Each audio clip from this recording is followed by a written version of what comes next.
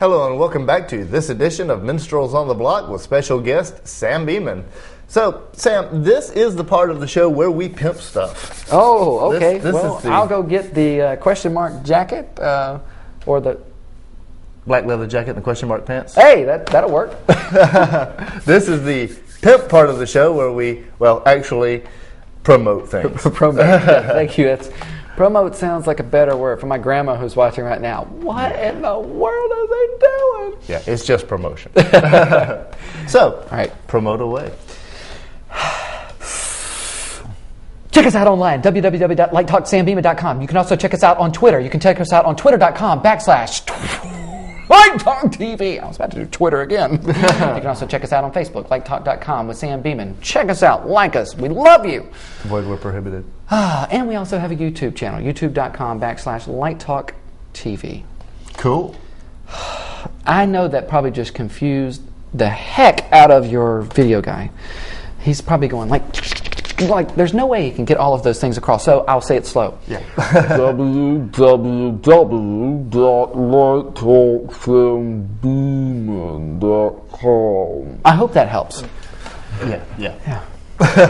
Somewhere in the medium, in between them. Yeah, www.lighttalksambeman.com. Man, I'm just going to say that so many times. You can also check us out at Light Talk with Sam Beman on Facebook. Like us! And Sam Beman is a friend of mine on Facebook as well. Check us out. And I believe your show is also on this cable channel as well. Yes, it is on cable TV of East Alabama. You know, originally, well, of course, the show was on here originally, I'm just going to speak to you in a different accent. We are not in Tari. No, but originally I had the show here at cable TV of East Alabama, and now that I'm producing it on my own, it's wild because the show got picked back up again from a different location. So you can check it out on cable TV of East Alabama. So if you're watching it, if it's not by the internet, chances are it's in your living room. Nice. Right beside this show. Yes, Minstrels on the Block with Sam Beman. Brian Mallard. As a guest, it's okay to say Minstrels on the Block with Sam Beman. Okay. Because I'm a guest. Now, I've got a couple of questions I'd like to ask. All right. Usually we have straightforward, just musicians on here, but this is actually, I like this because gives a different aspect of entertainment. What do you think of the Valley's local entertainment scene? Because it's got theater, it's got music, it's got a whole bunch of things, and you've been in it for a while. So. I have been. You know, I'm really just in awe of what's happening with the arts here in the community.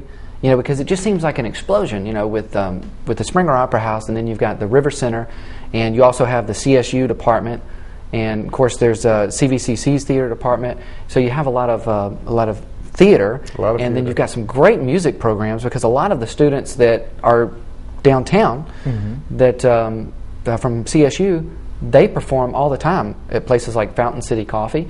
And also No Shame Theater at the Springer Opera House, you know, which there's several different avenues, and then I also host live events at Giovanna's. That's right. And we do that once a month and have a great time. So I'm always looking for, you know, good, clean, talented performers, but it's just amazing. Even when I saw you down at Fountain City Coffee one night, I hadn't been down there in a little while, so it was really refreshing to see all of these musicians. You know, you had a young band that was playing oldies. I'm like, that is wild. You know, do they know these songs they're playing? That's amazing. And then there was the young girl that played the little, was it ukulele? Oh, ukulele, Savannah Sosa. Man, just has a voice like Zoe Deschanel, or I hope I'm saying her name right, from She and Him. Just a lot of very talented people, comedians. Claiborne Cox up in Auburn Opelika. Whitney Lynn Rivera, you know, so I've been very impressed with the level of actors, singers, magicians like Frankie Elliston. Very impressed. What do you think could improve it? If it even needs improvement, where do you think it could go? Well, there's a talk show called Light Talk that could use some donations, so that could probably help.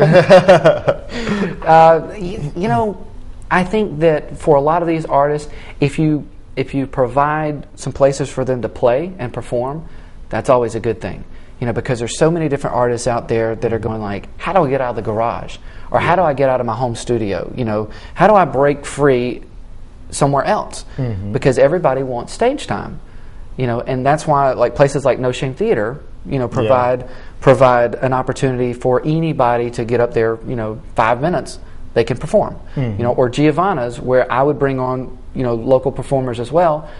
They have stage time. And of course I put more of a show together with that. It's I do a variety of different things. So like I've done karaoke, I'm doing an open mic night, soon that's similar to like No Shame. It's a clean, family friendly evening. Right. And a lot of the shows that I would do is put on like 3 or 4 different artists. So you have a pre-show and then you have a whole show. But for any other businesses out there that might think of doing something like that, you got a stage, you got a PA system.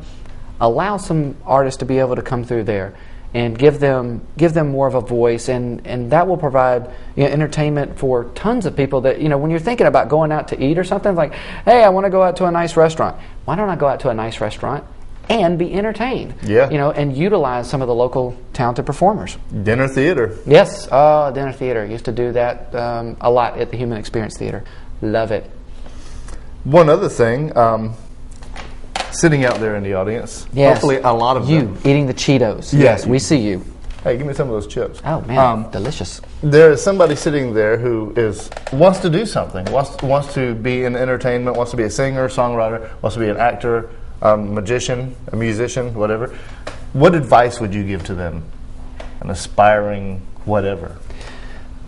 A friend of mine had met with Christopher Walken once and asked him the very same thing, and he said simply, keep your head up. That was it. But that's not my total advice there. No, I would say don't quit. Keep persevering. If God has blessed you with a certain talent, don't give up, because it's so easy to. I mean, even with myself. I mean, I felt like I was called into acting over 10 years ago. And I was a part-time youth pastor at a church, and I put in my resignation. I said, this is what I feel called to do, entertaining. It could be 5 days from now, 5 months from now, 5 years. I don't know. But I know this is where I feel called. And so I can't tell you how many. I mean, I've pursued the music road. I'm still an actor. Acting, comedy. I've done a lot of these things. And so I've gotten the rejection letters. As a matter of fact, I got one of the rejection letters hanging on my refrigerator, as a reminder. Like, okay, here was a music company that didn't want me. That's okay. That doesn't mean every music company is not going to want you. That doesn't mean every production studio is not going to want you. You keep pushing, keep putting yourself out there, keep working on your craft. Don't feel like, oh, I'm just the greatest singer. They don't even know what they're missing. Well, if they don't know what they're missing, chances are you need to help them find it. Yeah. Keep working on that craft. Keep learning how to write better songs. Keep learning how to play better. Take lessons. If you already play guitar, take classical guitar. Expand and broaden your horizons. As an actor, I felt like, hey, I've got a lot of experience in acting. Well, I didn't have comedy. I didn't know comedic timing, so I joined the Christian Comedy Association. Took comedy workshops. Trained in national competitions.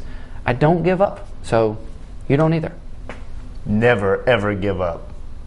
And which is kind of a weird thing to say, because it looks like it's about the time where we give up. We're having to give up, yeah. All right, well, but we're going to go until tomorrow. Great. Yeah. We hope that you have found this as much fun as we have. Here on cable TV of East Alabama. That is correct, where both of our shows reside. And I will see you next week, and you can see Sam here anytime. Just tune in and watch Light Talk with Sam Beman, an excellent show. And we'll see you next time. I'm Brian Mallard for Minstrels on the Block with Sam Beman. All righty then.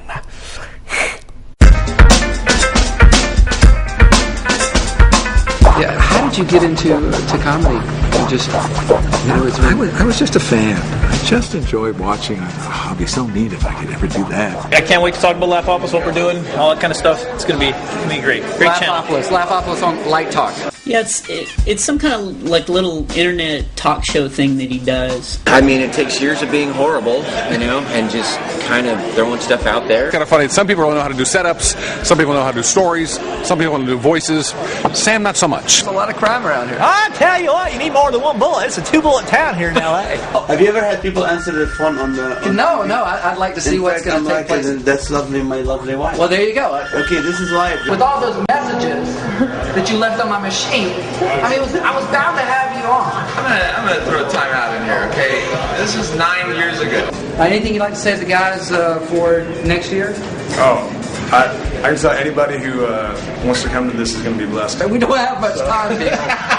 We only have one more. You gotta hurry! You gotta so be there next year! Still being funky with what you dress, but I think making sure that it's honoring to God as well. And that phrase, modest. Modest is hottest. Modest is hottest. Is that flattering? I mean, that's got to be...